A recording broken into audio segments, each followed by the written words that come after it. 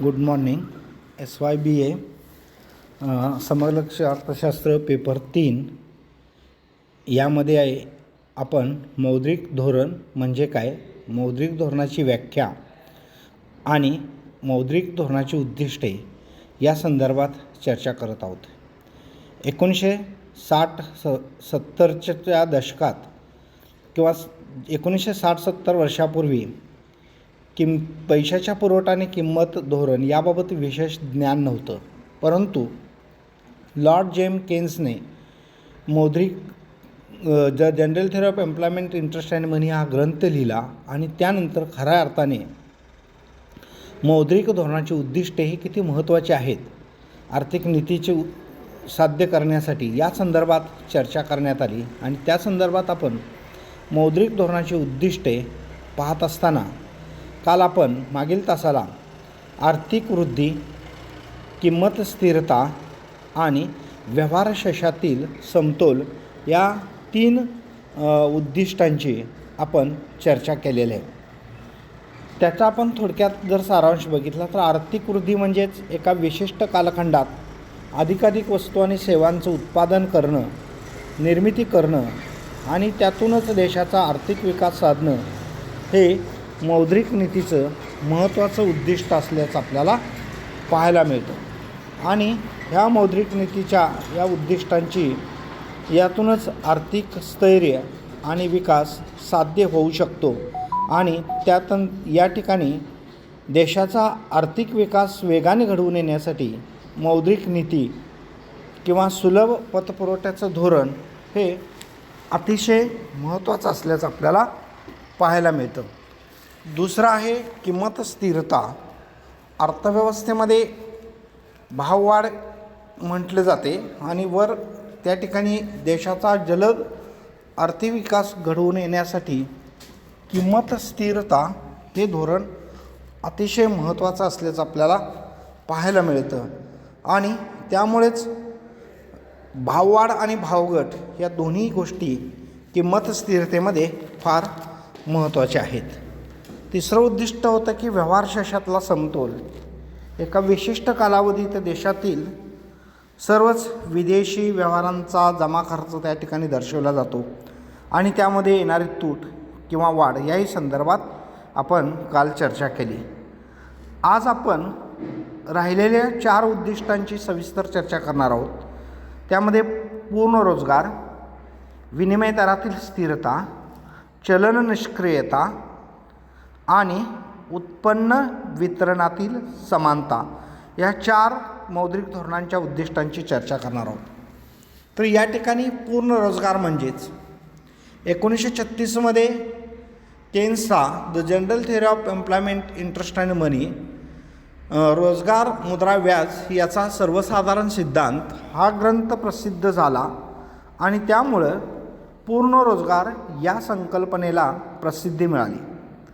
वास्तविक पूर्ण रोजगार ही संकल्पना काहीशी संभ्रम निर्माण करणारी आहे, काहीशी गोंधळ निर्माण करणारी संकल्पना आहे की ज्याला काम करण्याची क्षमता आहे, ज्याची काम करण्याची क्षमता आहे आणि इच्छा आहे अशा सर्वांना रोजगार मिळणे यालाच पूर्ण रोजगार अवस्था असं म्हटलेलं आहे. परंतु यात अस्थायी स्वरूपातील बेरोजगारीचा समावेश पूर्ण रोजगारमध्ये केलेला नाही.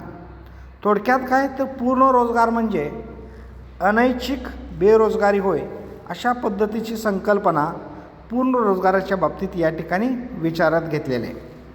लोकांना जर रोजगार उपलब्ध झाला तर त्यांचे उत्पन्न वाढते, तसेच त्यांचे दारिद्र्याचे निवारण होते आणि त्यातूनच लोकांचे राहणीमान या ठिकाणी सुधारू शकते. परंतु या ठिकाणी मौद्रिक नीतीच्या धोरणामध्ये देशात अधिकाधिक रोजगार निर्माण करणं याला फार महत्त्वाचं स्थान दिलेलं आहे.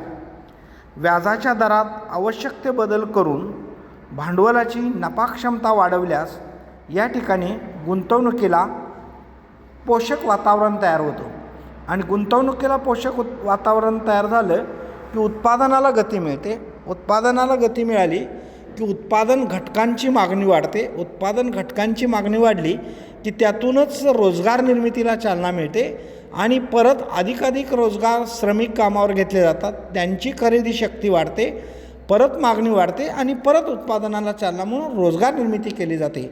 म्हणजेच मौद्रिक धोरणाचं महत्त्वाचं उद्दिष्ट म्हणजेच पूर्ण रोजगार, जास्तीत जास्त रोजगार निर्मिती करणं हे महत्त्वाचं उद्दिष्ट असल्याचं आपल्याला पाहायला मिळते. आणि यातूनच मग उत्पादन कार्याला गती मिळून कारखानदारी उद्योग वाढीस लागतात आणि अधिकाधिक रोजगार निर्मिती त्या ठिकाणी तयार झालेले आहे. म्हणजेच मौद्रिक धोरणाचं पूर्ण रोजगार निर्मिती हे एक महत्त्वाचं उद्दिष्ट असल्याचं आपल्याला पाहायला मिळालं.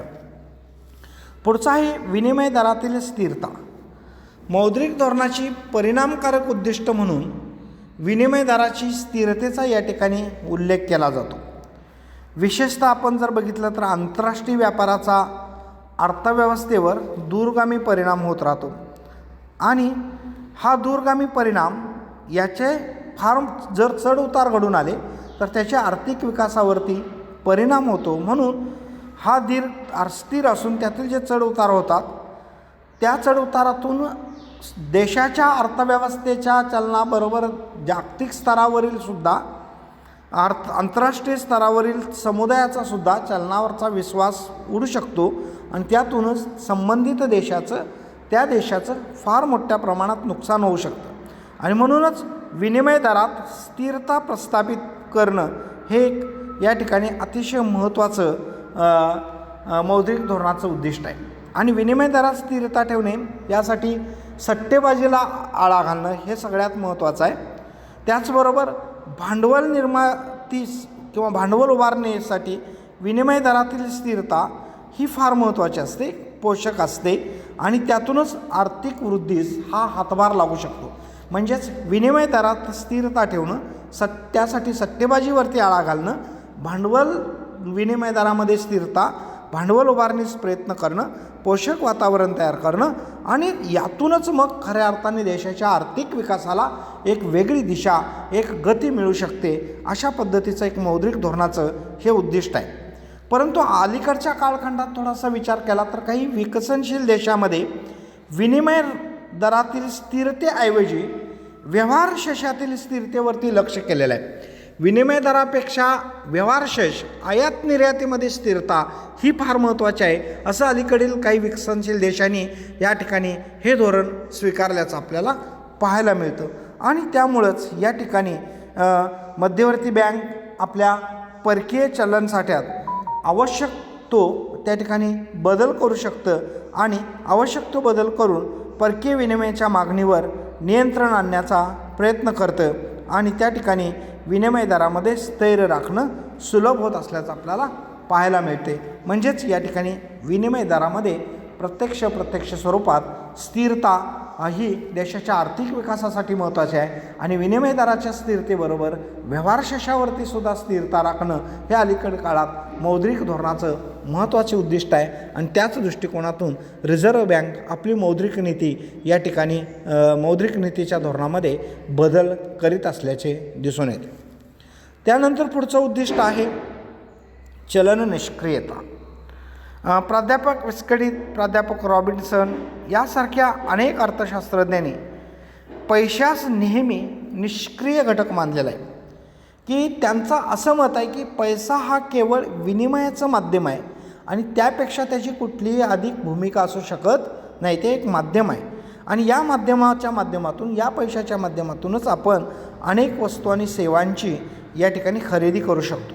आणि म्हणूनच मौद्रिक धोरणाने पैशाच्या पुरवठ्यामुळे त्याच्या मागणी पुरवठ्यामध्ये नियंत्रण ठेवायला हवं, नियंत्रण ठेवणं आवश्यक आहे.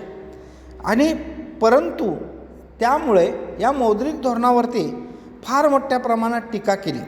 जर पैशाची स्थिरता, पैशाचा पुरवठा जर कायमस्वरूपी स्थिर ठेवला तर किंमत पातळीमध्ये स्थिरता राखणे अशक्य होईल आणि त्याचप्रमाणे अर्थव्यवस्था आर्थिक मंदीतून जाते आणि ह्या आर्थिक मंदी संपवायची असेल तेव्हा खऱ्या अर्थाने पैशाचा पुरवठा वाढवावाच लागतो. अशाप्रमाणे चलन निष्क्रियता हे मात्र अवास्तव उद्दिष्ट या ठिकाणी मानलेलं आहे. काही प्रमाणात त्याच्यावरती मतभेद अनेक अर्थशास्त्रज्ञांचे दिसून येतात. काहींनी त्याला निष्क्रियता मांडलं, काहींच्या मते त्याला निष्क्रिय मानून चालणार नाही. गरज आहे अर्थव्यवस्थेला मंदीतून बाहेर काढायचं असेल त्यावेळेला पैशाचा पुरवठा वाढवावाच लागेल. त्यामुळं या मौद्रिक धोरणाचं हे एक उद्दिष्ट थोडंसं संदिग्धता आणि अनेक अर्थशास्त्रज्ञांच्या मतभेदामध्ये त्याचे चर्चा आपल्याला पाहायला मिळते. त्यानंतर उत्पन्न वितरण या ठिकाणी अनेक अर्थशास्त्रज्ञांच्या मतानुसार राजकोषीय नीती समान उत्पन्न वितरणासाठी अधिक उपयुक्त ठरतेच. म्हणजेच या ठिकाणी समान नीती या ठिकाणी राजकोषीय या ठिकाणी अधिक उपयुक्त ठरते. मात्र या ठिकाणी अलीकडील काळात या राजकोषीय नीतीला पूरक भूमिका मौद्रिक नीती या ठिकाणी पार पाडू शकते किंवा मौद्रिक नीती या ठिकाणी धोरण निश्चित करू शकते. या मौद्रिक धोरणानुसार ज्या क्षेत्रांना ग्रामीण, लघु उद्योग, कुटीर उद्योग या सर्वच घटकांच्या माध्यमातून आत्तापर्यंत वित्त पुरवठा झाला नाही. परंतु जर बँकांनी पतपुरवठा बऱ्याच सवलतीच्या व्याजदराने योग्य प्रमाणात केला तर अनेक घटकांना बँकांनी त्यामध्ये समावेश करून घेतलं तर निश्चितच उत्पन्न वितरणामध्ये समानता होऊ शकेल आणि आर्थिक विषमतेची दरी आपोआपच कमी होईल आणि त्यातूनच आर्थिक विकासाला, रोजगार निर्मितीला चालना मिळेल. त्यामुळं मौद्रिक धोरणाचं हे एक उद्दिष्ट असू शकतं की उत्पन्नातील वितरण या ठिकाणी समानता असणं फार गरजेचं आहे. आणि जर उत्पन्नातील वितरणामध्ये समानता असेल अर्थव्यवस्थेतील अनेक घटक जे मौद्रिक धोरणाविना किंवा कर्जपुरवठ्याविना अलिप्त राहत असेल तर त्या घटकांना यामध्ये समाविष्ट करून घेणं उत्पन्न वितरणाच्या दृष्टिकोनातून, रोजगार निर्मितीच्या दृष्टिकोनातून आपल्याला महत्त्वाचं असल्याचं दिसून येतं. अशा पद्धतीनं आज आपण मौद्रिक धोरणाची उद्दिष्ट यांची सविस्तर चर्चा केली. यामध्ये आज आपण मागील तासाला आपण आर्थिक वृद्धी, किंमत स्थिरता, व्यवहार शशातील समायोजन यांच्याबाबत सविस्तर चर्चा केली होती. आज आपण पूर्ण रोजगार, विनिमय दरातील स्थिरता, चलन निष्क्रियता आणि उत्पन्न वितरण याबाबत आज आपण सविस्तर चर्चा केल्याचे आपल्याला दिसून येतं. या ठिकाणी धन्यवाद.